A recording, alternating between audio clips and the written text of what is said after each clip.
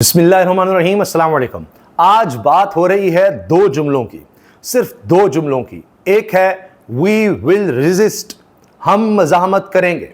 दूसरा जुमला है गिव एंड टेक। अब ये गिव एंड टेक क्या है? इमरान खान साहब ने आज गिव एंड टेक की बात की है और कहा है एस्टैब्लिशमेंट से बात करने के लिए तैयार हैं, एस्टैब्लिशमेंट से बातचीत के लिए दरवाजे खुले हैं और मुल्क की खातिर गिव एंड टेक करने को तैयार हैं, अपने लिए कुछ नहीं चाहिए। यह इमरान खान की स्टेटमेंट है। अब हाल ही में यही बात अलीमा साहिबा ने भी कही थी, इमरान खान की बहन ने कही थी कि आए बैठे हमारे साथ मेज पर बैठें और बताएं कि आप क्या चाहते हैं हमारे भाई से, हमें बताएं तो सही, उसको छोड़ने के लिए आपको क्या चाहिए तो हमें बताएं, तो मुल्क की खातिर आप तैयार हैं। अब ये बार बार जुमले बोला जाना ये बहुत अहमियत का हामिल है। अब पहले मैं आपके सामने खबर रखता हूं, फिर बाद में तज्जिए पर आएंगे। इमरान खान साहब ने बैरिस्टर अली जफर अपने वकील के थ्रू ये पैगाम भेजा है, एस्टैब्लिशमेंट से बातचीत के दरवाजे खुले हैं, पाकिस्तान की खातिर कुछ लो और कुछ दो के लिए तैयार हूं, पार्टी तहरीक के लिए तैयार हो जाए, कोई सामने ना आया तो बर्दाश्त नहीं करूंगा, विकेट के दोनों जानिब खेलने की इजाजत नहीं दूंगा, इधर भी और उधर भी नहीं नहीं नहीं, ये अब नहीं होगा, साफ फैसला कर लें आप। और तहरीक 5 से 6 दिन की बात हो रही है, तो ये क्या चल रहा है? एक तरफ मज़ाहमत, दूसरी तरफ मुफाहमत की बात। ये चीज़ें पैरेलल कैसे चल रही हैं, साथ साथ कैसे चल रही हैं?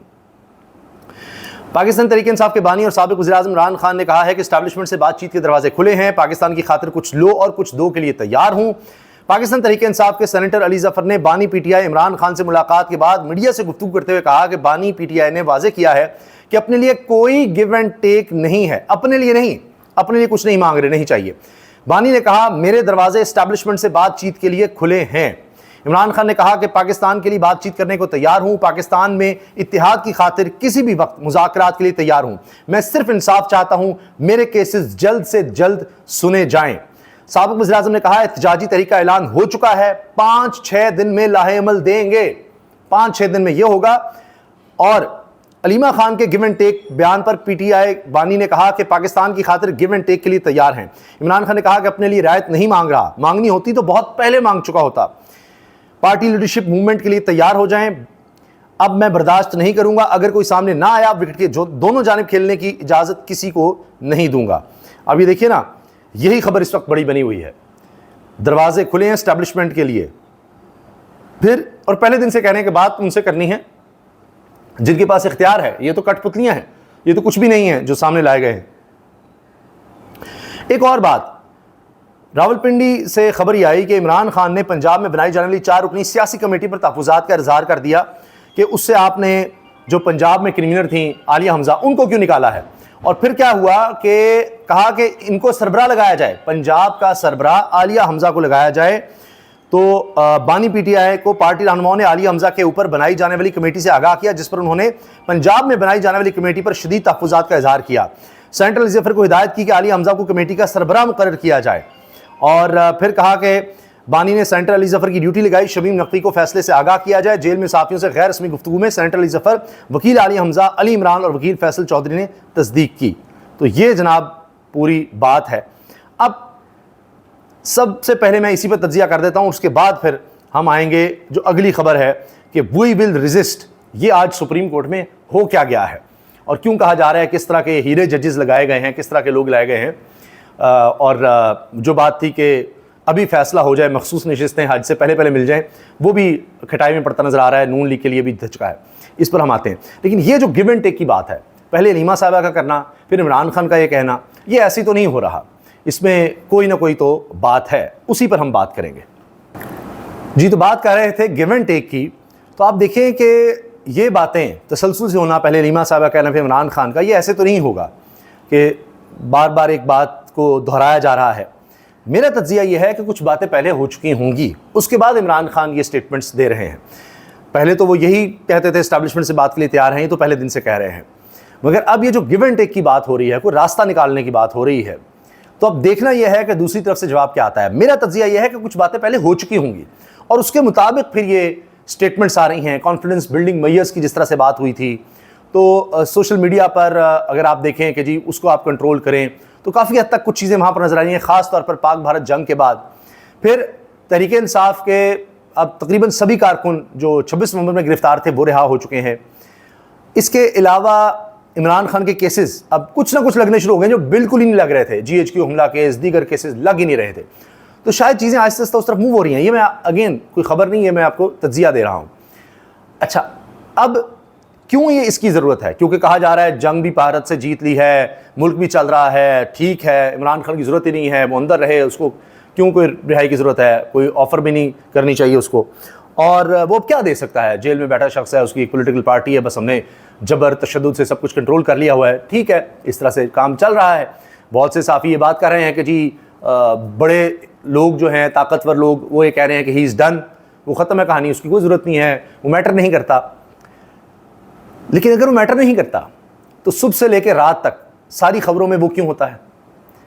फिर यही खबरें क्यों आपको देनी पड़ रही हैं? यही टॉक शोज़ में इमरान खान इमरान खान इमरान खान क्यों हो रहा है? और बजट को जहन में रखिए, अभी 2 दिन के लिए और आगे गया है। बजट के बाद जो कुछ होने लगा है वो आप ये जो जंग का माहौल था, दीगर चीज़ें थी, इसको भूल जाएंगे। जो असरात माशी तौर पर मुल्क में आने वाले हैं उसके लिए भी आपको यकजहती की ज़रूरत पड़ेगी। कुछ फैसले जो लेने पड़ रहे हैं उनके लिए भी ज़रूरत पड़ेगी। और जब यही पकड़ दकड़ जारी होगी, इस तरह से होगा, तो सारी मशीनरी का फोकस ही इस तरफ होगा, तो मईशत ठीक नहीं हो सकेगी। ये आप जो देख रहे हैं जी, स्टेबिलिटी ले आए, स्टेबिलिटी ले आए, आप सिर्फ बजट आ लेने दें, उसके बाद देखिए क्या होता है। तो लिहाजा अब देखना यह है कि जो गिव एंड टेक की बात हुई है, मेरा तज्जिया यह है कि पीछे कुछ बातें हो चुकी हैं और उसके बाद अब ये स्टेटमेंट आई है। अब इससे बात आगे कहाँ बढ़ती है ये देखना होगा कि आगे मामला किस तरफ जाते हैं। आज सुप्रीम कोर्ट में मखसूस नशिस्तों के केस के हवाले से समाअत थी, वहाँ पर मेला लूटा है फैसल सिद्दीकी एडवोकेट ने, कमाल कर दिया है। समाअत के अख्ताम पर वकील फैसल सिद्दीकी ने कहा कि वी विल रेजिस्ट। इस पर जस्टिस मुसर्रत हिलाली बोली कि आप तो खुली धमकी दे रहे हैं, और वो मुस्कुराते रहे फैसल सिद्दीकी साहब।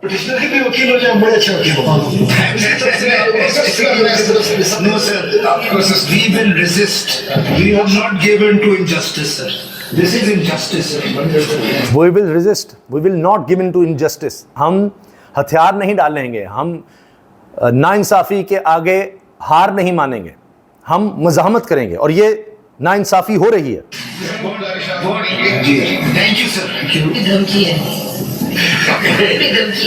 हाँ, खुली धमकी है। मुसर्रत हिलाली साहब बोलेंगे खुली धमकी है। मुसर्रत हिलाली साहब तो ऐसे सवाल पूछती हैं, उनका कि वोट का हक़ जो है ये बुनियादी हक़ तो है ही नहीं, ये भी उनकी स्टेटमेंट आ गई। फिर जी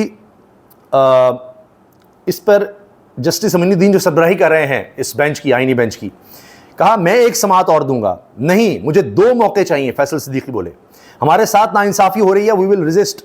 ये फैसल सिद्दीकी के अल्फाज थे। और कहा कि सर मुझे 2 समाअतें भी चाहिए, और फिर गालिब का शेर भी पढ़ा, और कहा पूरा पाकिस्तान देख रहा है, जस्टिस अमीनुद्दीन ने जो मखसूस नशिस्तों के केस में फैसला लिखा वो पढ़ना चाहूँगा। फैसल सिद्दीकी ने जस्टिस अमीनुद्दीन के फैसले पर गालिब का शेर भी सुना दिया। तो समझने के लिए बाज़ दफ़ा इशारा भी काफ़ी होता है। और कहा कि समाअत जब 16 जून तक मुलतवी हुई, एक समाअत मिलेगी आपको, जस्टिस अमीनुद्दीन ने कहा। तो इस पर कहा मैं 4 रहम की दरखास्तें डालूंगा, आप पहले मना करते हैं, फिर मान जाते हैं, कहते नहीं मैं ऐसे नहीं, मुझे मौका चाहिए, मुझे कम से कम सुना तो जाए, ये नहीं हो सकता। फिर आपके दलाइल की बुनियाद ही ठीक नहीं है। जस्टिस अमीनुद्दीन खान ने कहा सर आपको पता ही नहीं मेरे दलाइल क्या हैं, आप कह रहे हैं बुनियाद ठीक नहीं, कोई वही तो नहीं आई होगी, आप मेरी बात तो सुनेंगे तो फिर ना। यहाँ पर फैसल सिद्दीकी काफी जरा एग्रेसिव हो गए। इसलिए मैंने नंबर्स की बात नहीं, तो सर आपको पता ही नहीं मेरी आर्ग्यूमेंट क्या, आप कह रहे हैं बेस, पहले तो आर्ग्यूमेंट की स्टेट नहीं की, सुनेंगे ना, तो वही नहीं आई कि मेरी let me state my argument, why can't you give me a couple of minutes to state my argument. नहीं, कोई मैं स्कोप से बात नहीं कर रहा हूं, अगर आप मेरी आप मुझे कुछ मिनट भी नहीं दे रहे बात करने के लिए।